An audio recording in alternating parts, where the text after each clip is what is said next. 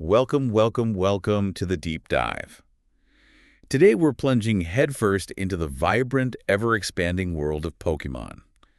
It's truly more than just a game, isn't it? Oh, absolutely. It's a global phenomenon, pulsating with competitive battles that demand real strategic genius, an ever-evolving digital landscape that constantly reshapes how we play, and a dynamic collecting market that can feel like a fascinating, sometimes pretty wild ride. Definitely wild, yeah. Our mission today, as always, is to take a deep dive into the sources you've shared with us to unpack the latest and, well, most fascinating developments across this incredible Pokémon universe. Right. Think of this as your exclusive backstage pass, like a direct shortcut to being truly well-informed about what's happening right now. From major shifts in tournament rules to intriguing new game announcements, and even a peek behind the curtain into the lives of the content creators who are shaping this community every single day. A lot to cover. It is. Get ready for some genuine aha moments. Yeah. And, of course, a few surprising facts along the way. We've got a fantastic journey planned for you. We'll kick things off by dissecting the evolving competitive scene, diving deep into the recently announced 2026 regional and international championships, and the player feedback driving those changes. Yeah, that's key. Then we'll jump into the exciting new game announcements and rumors swirling around the highly anticipated July Pokémon Presents, exploring what's potentially on the horizon. Can't wait for that one. And finally, we'll make our way to the truly fascinating, sometimes bewildering world of Pokémon trading card game collecting. Bewildering is a good word for it sometimes. Right. Wrapping up with unique insights from those who live and breathe this hobby, the content creators themselves. It's going to be a comprehensive look. So, are you ready? Okay, let's unpack this. All right, let's start with some pretty significant news impacting competitive Pokémon play, specifically the recently announced 2026 Regional and International Championships. For anyone who follows the competitive circuit, or perhaps dreams of competing themselves, the initial global calendar for 2026 is starting to take shape. It is, yeah. Slowly but surely. We have the Santiago Pokémon Regional Championships 2026 confirmed for February 7th and 8th in Santiago, Chile. Okay. Then the Seville Pokémon Special Event 2026 is set for March 27th to 29th in Seville, Spain. Spain gets one. Nice. Moving into April, the Querétaro Pokémon Regional Championships 2026 will take place on April 4th and 5th in Querétaro, Mexico. Mexico, too. And in May, we'll see the Utrecht Pokémon Regional Championships 2026 from the 15th to the 17th in Utrecht, Netherlands. Utrecht's a regular spot, isn't it? Seems like it. Followed by the Lima Pokémon Special Event 2026 on May 23rd and 24th in Lima, Peru. Now, it's worth noting, these are just the initial announcements. Right, yeah, that's important. We typically see more events added later, especially for North America, so players there are definitely, holding their breath for more dates. Well, for sure. The NA schedule is always the big question mark early on. What's truly fascinating here is how the organizers are reacting directly to player feedback and granular data from past seasons, especially when it comes to refining the tournament structure. Yeah? How so? Well, it really raises an important question about fundamental fairness and accessibility within a globally played competitive game. Makes sense. One of the most significant adjustments they're making is to the Swiss tournament format. Okay, the Swiss rounds. Yeah. For those maybe not deep in the competitive scene, the Swiss format is, that system where players keep playing multiple rounds even after a loss. Right, paired against people with similar records. Exactly. It ensures everyone gets to play a decent amount and the strongest hopefully rise to the top. So after analyzing extensive data from the 2025 season and really taking trainer feedback into consideration, all age divisions with at least 65 participants will now have one additional round of Swiss pairings. One extra round. Okay, why the change? The why behind this is pretty clear. This extra round is designed to make it more likely for trainers with strong records, specifically those with X2 or better. So like 9, 8-1, or 7-2 record. Precisely. To reach what's known as an asymmetrical top 8. Right. Previously, with fewer rounds, a player with, say, 2 early losses might have been kind of unfairly penalized and missed out on the top cut, even if they won every single game after that. Ah, I see. So this helps prevent that. Yeah, this adjustment helps ensure that truly strong players who might have hit a couple of unlucky matchups or maybe made a minor misplay early on still have the opportunity to prove their consistency and make it into those final elimination rounds. It's about reducing variance, rewarding consistent high-level play over just luck. That sounds like a really positive step for competitive integrity. And here's where it gets even more impactful. The asymmetrical top 8 will now be capped at 16 total participants. 16. Wow, that's a big cut from the 32 slots they had in 2025, right? A significant reduction, yeah. And this new cap applies regardless of any ties. Okay, can you clarify asymmetrical top 8? Sure. So, an asymmetrical top 8 essentially means that if a tournament has, let's say, 128 players, instead of a clean 8-player bracket right at the very end, they might extend the qualification for that top 8 Right. to include maybe a top 16 or top 32 or sometimes even more before they make a final cut to the actual top 8 players who battle it out. Gotcha. By capping it at 16, they're making sure that the pool of players vying for those final 8 spots is more concentrated, more competitively rigorous. So tighter competition at the very top. Exactly. For most age divisions, the standard will still feature 8 Swiss tournament rounds in Phase 1, with the conclusion happening on Day 1 or Day 2, depending on the specific tournament. So players really need to check the organizer's schedule. Right, details matter. That's a significant shift in how those top players are identified. So the organizers are really trying to fine-tune the system, to ensure the cream truly rises to the top. Seems that way.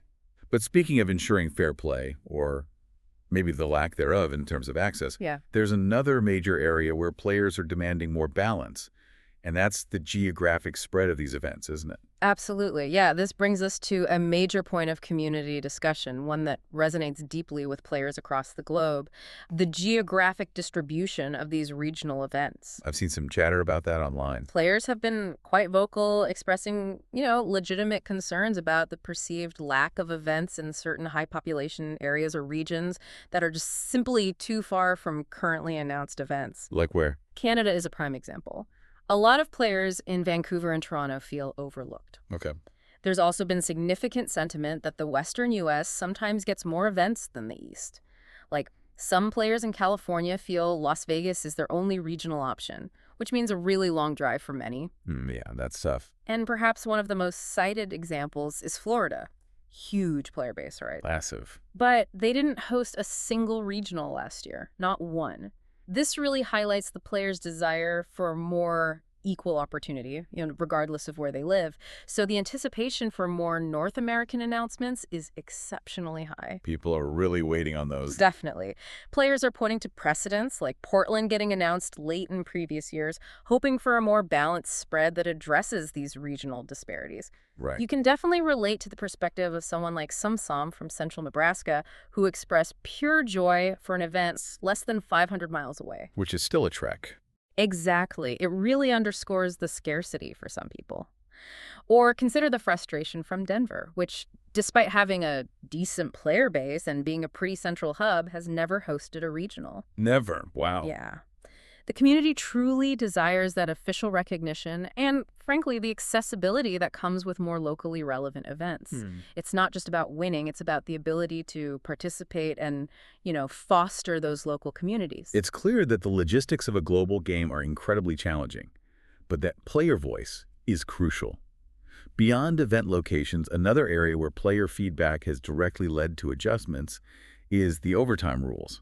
What's the latest there? It seems like they're always tweaking those. Indeed. The competitive team is constantly iterating. They've briefly mentioned a change to +1 turn to overtime. +1, wasn't it +2 or 3 before? Yeah, it's a shift from the previous +2 or +3 turns per player, while the explicit intention is to speed up play and reduce matches going to time. Which can really slow down a tournament. Right. But some players still feel this isn't quite enough. They've suggested preferring an overtime clock-only system, kind of like how other competitive esports handle endgame scenarios. Like a chess clock. Sort of, yeah. Arguing that even the +1 turn can still lead to ties or impose unnecessary limitations on strategic play, especially for, slower, more control-oriented teams. Interesting point. It's a delicate balance organizers are trying to strike between competitive integrity, letting players finish their turns, and ensuring the tournament progresses at a reasonable pace for everyone involved, players and spectators alike. They're trying to prevent those scenarios where games just drag on, leading to delays and potential fatigue. Yeah, finding that sweet spot is tricky. So what does all of this mean for players heading into the 2026 season? It truly sounds like the organizers are striving for more precise competition, ensuring that the top performers are accurately identified through these refined Swiss rounds and tighter top 8 caps. Yeah, that seems to be the goal. And there's a clear, continued push for more equitable event distribution across different regions, though that's clearly an ongoing conversation. Definitely ongoing. It's a dynamic landscape for sure, with the community's voice genuinely shaping the rules. Okay, that's a lot to digest for competitive players. But shifting gears now, here's where it gets really interesting. Uh-oh. Beyond the competitive circuit, there's a huge buzz, and I mean huge, around upcoming game announcements, particularly the July Pokémon Presents. Yes, the hype train is full steam ahead for that one. This is a moment that sparks immense anticipation across the entire community. The general excitement is palpable. This event is genuinely described by some as the #1 place on the internet for Pokémon news rumors, speculation, and leaks. High praise, but probably accurate. Fans are absolutely hungry for more ZA content, especially eager to see new footage, dreaming of 4K Lumio City on the Nintendo Switch 2. Oh yeah, imagine that. What makes this particular presence even more intriguing is that it was announced months beforehand. Which is super weird for them. Right. This is never typically done for Pokémon presents, which are usually sprung upon us like a week or two out. Exactly. This has led to immediate and widespread speculation about something really big on the horizon. Has to be right. Why announce so early otherwise? It's also quite unusual for it to be scheduled in July. These presentations often align with, major Japanese holidays or specific marketing windows. Sure. August or February is more typical. The early announcement itself feels like a signal that the Pokémon Company wants to build an unprecedented level of hype. Yeah, and if we connect this to the bigger picture, this highly unusual timing and pre-announcement strategy certainly suggests a strategic shift by the Pokémon Company. Linked to the new console, maybe. Quite possibly linked directly to the anticipated launch of the next Nintendo console. It's about setting the stage, building a long runway of anticipation, and leveraging the new hardware's capabilities from day one. Makes sense. The timing in July, rather than the typical August or February slots, seems specifically designed to coincide with, or perhaps even precede, significant news about the Switch 2, just generating maximum hype. A coordinated strike. So let's talk about Pokemon Legends ZA and the much-anticipated return of Mega Evolutions. Megas are back. People are so excited about that. Oh yeah, the core concept is already confirmed. This game will focus heavily on Mega Evolutions, bringing back that beloved mechanic from the X and Y era. What are the rumors saying about the reveal? While speculation is running wild about what we'll see in the main trailer, the overwhelming expectation is for multiple new Megas. Some are even speculating like 3 to 4 new designs. 3 or 4, not just one. Right, rather than just 1 or 2 being revealed. This indicates, hopefully, a commitment to making Mega Evolutions a central dynamic feature of the game, not just a nostalgic callback. Okay, that's promising. There have been several specific rumored Mega designs circulating, adding fuel to the excitement. We've heard whispers of Mega Dragalge, Ooh, interesting. Starmie, Victory Bell, Scolipede, Scrafty, Chandelure, Excadrill, Hawlucha, and Drampa. Wow, quite a list. Jinx has also been rumored, though that one is seen as highly unlikely due to potential negative reception. Yeah, that makes sense given the history. Exactly. What's truly intriguing is this concept of rogue megas appearing in the game. Rogue Megas, what does that mean? We don't know for sure, but it might hint at a new gameplay element, perhaps wild mega Pokemon that challenge players in unique ways, or maybe a storyline where certain Pokemon undergo uncontrolled mega evolution. It adds a layer of mystery and maybe danger. Cool. But it's crucial to remember, like you always have to, that static models don't do justice to these designs. Right, seeing them in action is key. Absolutely. Yeah. Seeing these megas moving in-game and in the world of Lumio City is key for judgment. Remember Ursaluna from Legends Arceus? Yeah, the static model was, Yeah. but in the game, it was awesome. Exactly. It truly shined once seen in action, interacting with the environment. Beyond the tantalizing promise of new megas, players are also hoping for clarity on Zygarde's role in the story. Yeah, what's the deal with Zygarde? Ride Pokemon. Companion. Right.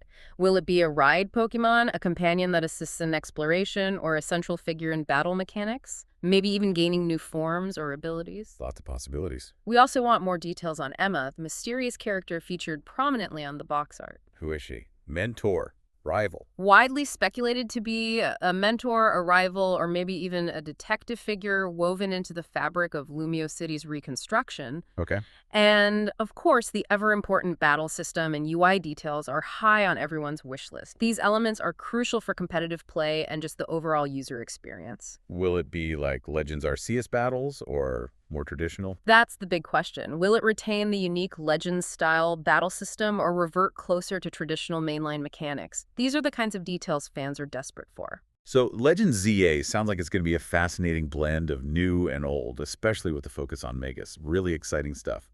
But there's another game rumor that's really piquing the interest of competitive players. Pokémon Champions. What can you tell us about that?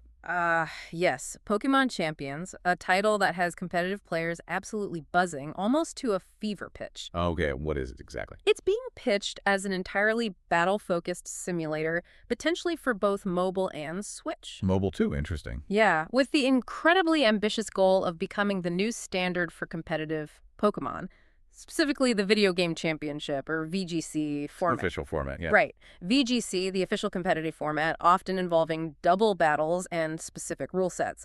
Key features mentioned include the crucial caveat that not all Pokemon will be available at launch. Ah, the slow drip feed. Exactly. Oh. Which strongly implies a system where new Pokemon are added over time, eventually leading, theoretically, to a national dex solution, meaning eventually every Pokemon could be playable. That would be huge for competitive players. Massive implications. There's widespread speculation that Champions will effectively become the VGC format starting January 2026. January 2026, so Yeah. pretty soon after Legends ZA, potentially. Possibly.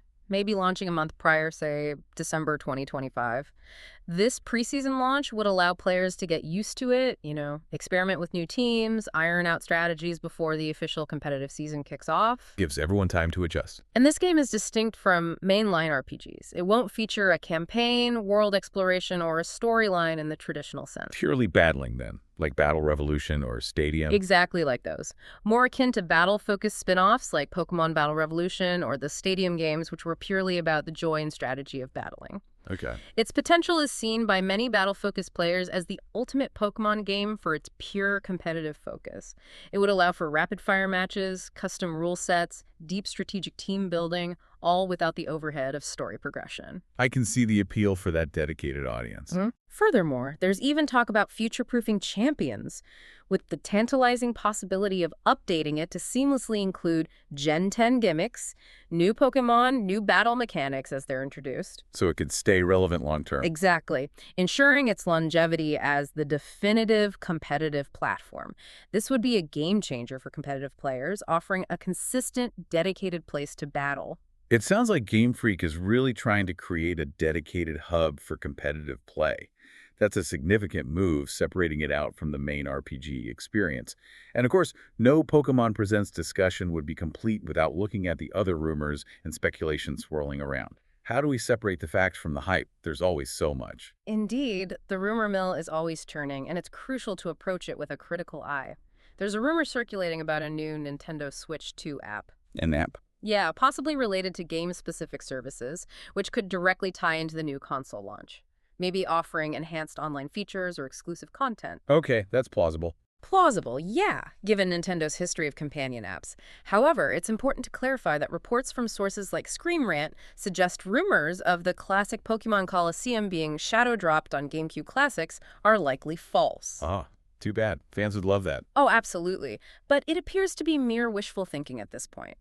It's easy to get caught up in the excitement, but you have to remember that not all whispers hold true. Official announcements are the only confirmed information. Good reminder. Stick to the facts. It's clear that Game Freak is aiming for big things with these upcoming announcements, from revamping competitive formats to introducing a potentially groundbreaking battle simulator like Champions. The future of Pokemon gaming looks incredibly exciting and strategically designed to captivate both casual and competitive players. Definitely feels like a big transition period. Mixing genuine collecting with what appears to be aggressive investment speculation, and it's a fascinating, if sometimes troubling, dynamic. Troubling for sure.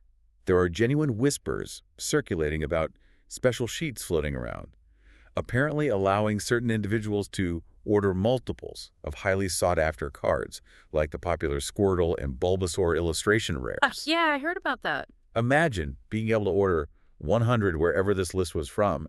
That's a massive red flag for market manipulation, Nice. indicating a potential controlled influx of supply. Absolutely. That's not organic collecting. We've even heard firsthand observations from a dealer at major events, specifically in Indianapolis and Milwaukee, who reportedly had multiple rows of multiple different special illustration rares and hyper rares in their possession. Just stacks of them. Yeah, a quantity that seems unusually high for just, organic collection or pulling packs. What's more, they were offering 70%, 75% buy prices for a quick turnover. Okay, that's a sign. Buying that high means they expect to flip it fast or even more. Exactly. Which immediately raises the concern that something weird happened with this, echoing past instances of shady activities in the market.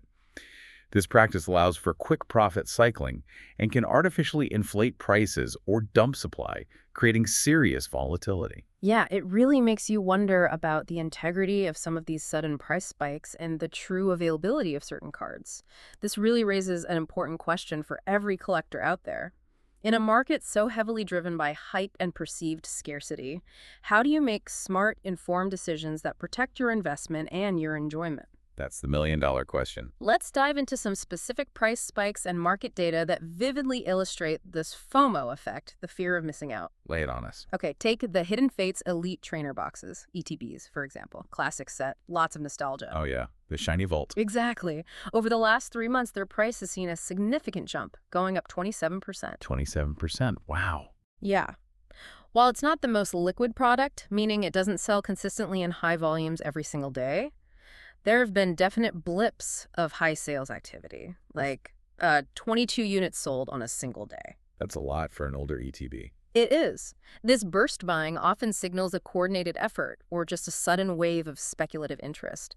And it's important to remember that Hidden Fates ETBs had multiple print runs years ago. Right, they weren't super limited initially. Exactly, which suggests there should theoretically be a decent supply out there. That makes these sudden spikes, especially in a product that's been widely available, even more curious and likely indicative of external influence rather than true organic scarcity. Smells fishy. Then there are the Hidden Fates booster packs themselves. We saw a truly dramatic spike around June 7th and 8th. What happened? Sales topped about 900 packs in a single day or two on TCG Player. 900. What's the usual? Compare that to their typical sales of only 5 to 10 packs daily in April and May. Whoa! That's insane volume. It is. This massive sudden surge in volume directly shifted the price point up to $34.62 per pack. That's a substantial 23% increase from $26.68 in April. Wow. This kind of sudden volume can easily distort perceived value, creating an illusion of demand that might not be sustainable or based on genuine collector interest. It's a classic pump and dump mechanic, potentially in action. Scary stuff for regular collectors. Another interesting case is the Moltres and Zapdos and Articuno Tag Team GX promo card. The stained glass bird trio. Love that card. Beautiful card, yeah. Raw copies, ungraded, have been seen trading anywhere between $125 and $370. That's a wide, volatile range. Huge difference. PSA 10 graded copies are currently going for around $450. Okay, $450 for a perfect one. However, if you look at the POP report, and for those unfamiliar, the POP report, short for population report, is that public database from grading companies like PSA. Right, shows how many are graded and what grades they got. Exactly. It tracks the total number graded. There's a surprisingly high supply for this card. 23,978 PSA 10s out of a total of 39,340 graded copies. Almost 24,000 PSA 10s. That's a lot. It's a lot of available copies, yeah, especially in top grade. It suggests that while the card is popular, its true graded rarity isn't extreme. This card's market movement often has a ripple effect, though, influencing how people value other promo cards from specialty sets. So its price moves and others follow. Sometimes, yeah, it acts like a bellwether. Now, moving to the Greninja Gold Star card from Celebration. As a popular one. This card has seen an absolutely dramatic climb. It jumped to $171.81, up 28% from just $13.74 in early April. $13 to over 170. Yeah. Similar to Hidden Fates, there were sales blips where about 40 Elite Trainer boxes containing it sold on May 12th and June 18th, compared to the typical 5 to 10 daily sales. Again, those weird bursts of activity. For PSA 10s, prices range wildly from $99 to $800, but the pop report is vastly different from the Moltres and Zapdos and Articuno card. How so? For Greninja Gold Star, there are 16,321 PSA 10s out of only 16,321 total graded copies. Wait, every single one graded is a PSA 10? That can't be right. Maybe that data point is slightly off or misinterpreted in the source.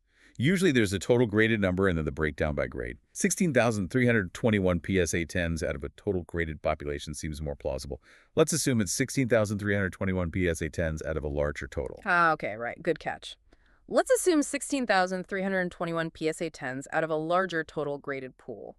That number, 16,321 PSA 10s, though appearing high, is still significantly less than the total number of graded copies for the Moltres and Zapdos and Articuno card, which was over 39,000. Got it. So relatively rarer in PSA 10 compared to the Bird Trio promo, even if the total number of 10s is substantial. Exactly. It highlights its relative rarity within its own graded population compared to that tag team promo. And what's driving these spikes in Hidden Fates and celebrations? The underlying causes are often connected to anticipation for the 30th anniversary in 2026. The big three dicks. Yeah, with a particular focus on full art megas exploding in value, and just the overall sealed product from the XY era gaining value as an older, increasingly scarce product type.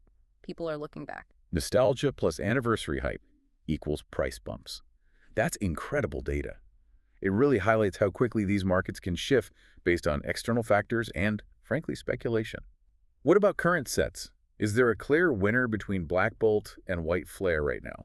That's a great question, and it speaks to player and collector strategy. Let's look at the new set analysis. Black Bolt versus White Flare. From a pure playability standpoint in the competitive game, Black Bolt is generally considered superior. Why is that? Mainly due to Zekrom being identified as the best deck coming out of that specific set. Zekrom's competitive viability gives Black Bolt an edge for players looking to build top-tier decks. Okay, so players might lean towards Black Bolt. What about value? In terms of raw monetary value, looking at the black and white rares, both sets are currently very, very even overall. Pretty balanced. However, there's an interesting nuance. Hilda, a highly sought-after trainer card from White Flare. Full art supporter, always popular. Right. She's currently valued about double N, who is a popular trainer card from Black Bolt. So one big chase card difference. Exactly. This suggests that while the overall set value might be similar right now, individual chase cards can drastically differ and influence desirability. There's also a prediction, and let's be super clear, this is pure speculation based on historical trends and potential future card reveals, not confirmed news. Got it. Grain of salt. Right. The prediction is that if Black Bolt gets a red Victini card and White Flare gets a full Art Charon card in a future wave or promo, Okay. Black Bolt would become the choice by a mile. Why Victini? Because Victini already has an established, powerful presence in the competitive game meta. A new, powerful variant would be highly desirable for players, thus driving up the value of its set significantly. Charon, while a nice card, might not have the same meta impact. It's all about how these potential cards fit into the competitive scene. So potential future cards could swing the balance dramatically. So what's the strategic advice for collectors amidst all this volatility and FOMO? It sounds like you really have to be smart and maybe swim against the current. Absolutely. The mantra is clear, and it's a counterintuitive one in a hype-driven market. Where everybody else is going, you should go somewhere else. Don't follow the herd. Exactly. Yeah. This doesn't mean abandoning the hobby, but rather encouraging a focus on long-term enjoyment over quick flips.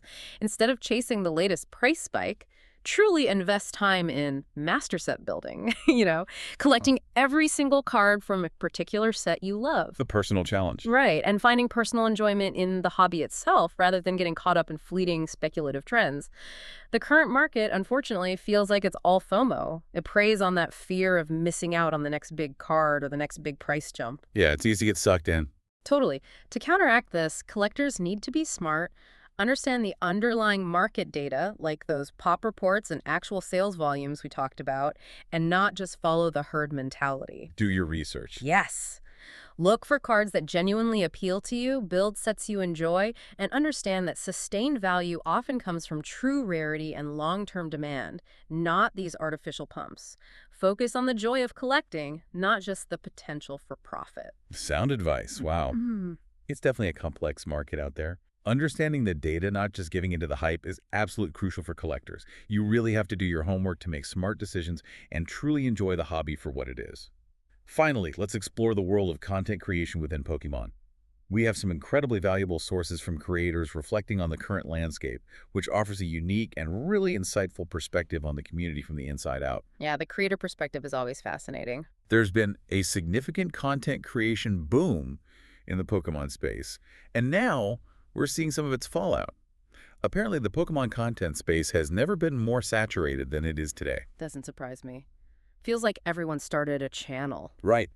An initial boom, often fueled by the pandemic and that huge surge in Pokemon's popularity, saw creators experiencing incredible surges, like 1,500 subscribers in one day. Crazy numbers. But this brought many casuals into the fold, people who are often more focused on the transactional aspects. You know, what to buy, how to flip it, how to make money. The investor crowd. Exactly. And this shift in audience focus has had a direct impact on content engagement. Apparently, views for openings are down. Really, pack openings used to be huge. Yeah, because frankly, people don't want to watch openings as much anymore. This is partially attributed, according to the sources, to trash pull rates from recent sets like Prismatic. If the polls are bad, the videos aren't as exciting. Precisely. Meaning the chances of pulling valuable cards are incredibly low, leading to disappointing openings. This has led to a huge slide backwards for some creators who relied heavily on that specific format, with their engagement plummeting. Ouch. That's gotta hurt. As a result, many creators are feeling the pressing need to reinvent the way that I'm doing stuff, to stay relevant and engaging in such a rapidly changing and demanding environment. Adapt or perish, basically. This discussion truly highlights the constant challenges of balancing a genuine passion for Pokémon with the relentless demands of an evolving audience and an increasingly competitive market. It's a tough balancing act. For sure. Many creators are adapting their content strategies, moving beyond just sitting behind a desk and talking about investments or doing endless openings. What do they do instead? For instance, one creator, Fanny, who previously focused on investment talk, then moved to openings and breaks, now wants to get involved in competitive Pokémon a lot more and shift towards storytelling about the market. Storytelling. Oh. Interesting angle. Yeah, this new direction aims to help people pick up on trends and analysis for making good buying decisions, but through more engaging narratives rather than just raw data dumps. It also aims to inspire them on master set journeys, making that complex process of collecting every card from a set feel more accessible and fun. Making it relatable. There's also a strong desire among creators for better production quality. They're expressing a wish for animated graphics bouncing in instead of just spreadsheets to communicate complex market data. Making it visually appealing. Right, making information more visually engaging and digestible. Beyond that, many are planning to get back into off-the-table content. Off the table, like out in the real world. Exactly, like doing yard sales and attending public events. This is a deliberate move towards offering a genuine experience that fosters deeper connection, as people are reportedly shying away now from the mouth and the thing. The mouth and the thing. Yeah. I guess overly flashy in-studio content. Yeah. Seems like it, yeah. Content that feels less authentic.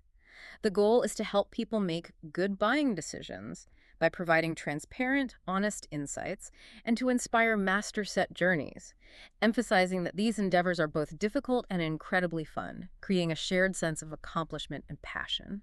It sounds like they're really trying to reconnect with the roots of the community and what makes the hobby enjoyable for the long haul. That's a significant shift in focus for creators. It absolutely is. And what's truly impactful reading these sources is the creator's direct personal connection with their audience. You mean beyond just views and comments? Yeah, way beyond. Creators often speak about the profound effect they have, receiving messages from people expressing how their content helps them through dark times or tough patches. Wow. Sometimes even leading to deeply emotional moments like crying or hugging them in person at events. That's powerful. It really is.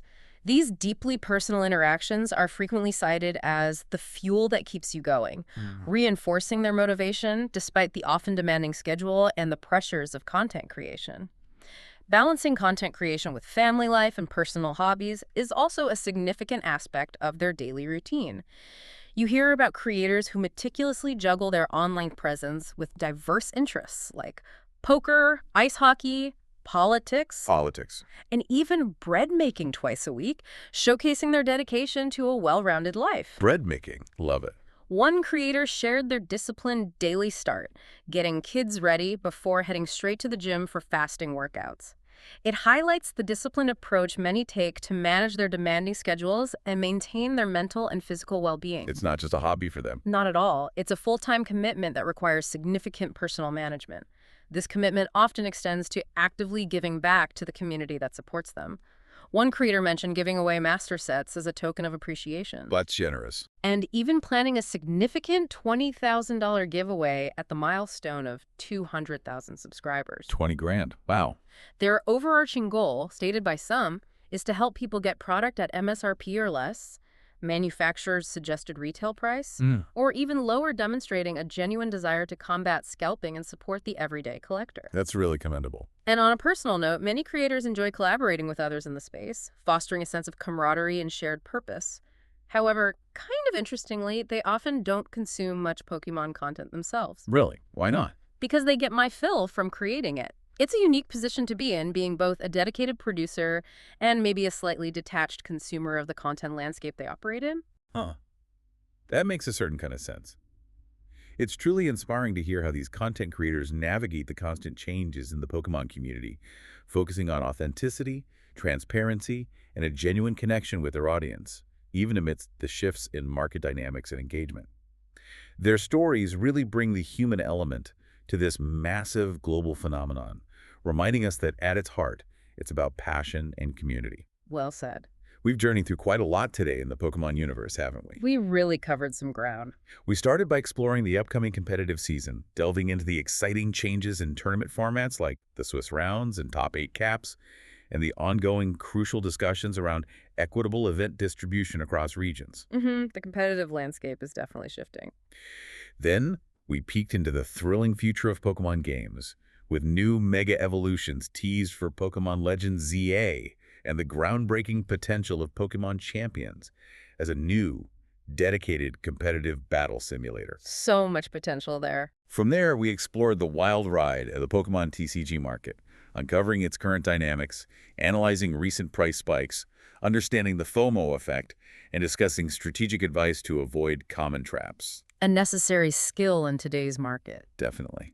Finally, we gained unique personal insights from the content creators who bring this world to life, understanding their evolving strategies and the profound connection they share with their communities. Yeah, hearing from them directly was great. The Pokemon universe is clearly in a state of rapid, exciting evolution, from its carefully refined rule sets to its groundbreaking digital experiences and even its community's engagement. Constant change. As a learner and participant in this dynamic world, what unexpected shift do you think will define the next major chapter for Pokemon?